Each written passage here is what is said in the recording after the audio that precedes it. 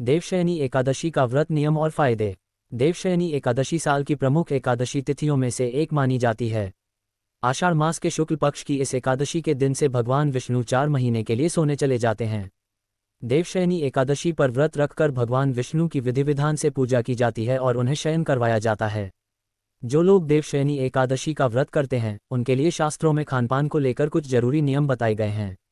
आइए आपको भी इन नियमों के बारे में विस्तार से बताते हैं। इन नियमों को मानते हुए व्रत करने से आपको व्रत का संपूर्ण लाभ मिलेगा। देवशयनी एकादशी का व्रत भगवान विष्णु को समर्पित होता है और इस दिन से लेकर 4 महीने तक भगवान विष्णु योग निद्रा में चले जाते हैं। इसलिए इस एकादशी को देवशयनी एकादशी कहते हैं। इस दिन से चातुर्मास का आरंभ माना जाता है। इस बार देवशयनी एकादशी 6 जुलाई को है। इस दिन से लेकर अगले 4 महीने तक भगवान विष्णु और समस्त देवतागण शयन के लिए चले जाते हैं। देवशयनी एकादशी के व्रत का खास महत्व शास्त्रों में बताया गया है और यह साल की सभी प्रमुख एकादशियों में से एक मानी जाती है। देवशयनी एकादशी का व्रत रखने में खानपान से जुड़े कुछ नियमों का पालन करना अनिवार्य होता है। जो भक्त इन नियमों का पालन किए बिना व्रत करते हैं उनका व्रत अधूरा माना जाता है। तो आइए जानते हैं देवशयनी एकादशी व्रत में खाने पीने को लेकर शास्त्रों में कौन से नियम बताए गए हैं। आप भी नीचे बताए गए नियमों को ध्यान में रखकर व्रत रखेंगे तो आपको देवशयनी एकादशी के व्रत का संपूर्ण लाभ प्राप्त होगा। देवशयनी एकादशी के व्रत में क्या खाएं? इस पवित्र एकादशी व्रत में केवल सात्विक और शुद्ध फलाहारी आहार को मान्यता दी गई है। इस दिन व्रती ताजे फल जैसे केले, सेब, अनार, अंगूर, पपीता आदि का सेवन कर सकते हैं। साथ ही साबूदाना, शकरकंद और उबले आलू को सेंधा नमक डालकर खाया जा सकता है।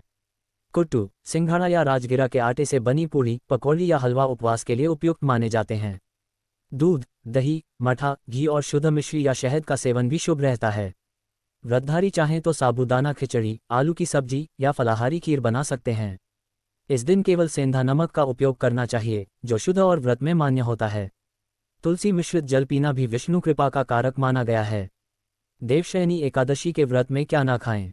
इस दिव्य व्रत में सभी प्रकार के तामसिक, राजसिक और अनाजयुक्त आहार वर्जित होते हैं। चावल विशेष रूप से निषिद्ध है क्योंकि शास्त्रों के अनुसार एकादशी के दिन चावल खाने से पाप फल की प्राप्ति होती है। गेहूं, मैदा, बेसन, उड़द, मूंग, मसूर, राजमा, चना और अन्य सभी दालों एवं अनाजों का सेवन इस दिन नहीं करना चाहिए। प्याज, लहसुन, अंडा, मांस, मछली और शराब जैसे तामसिक पदार्थों का सेवन पूर्णतः निषिद्ध है।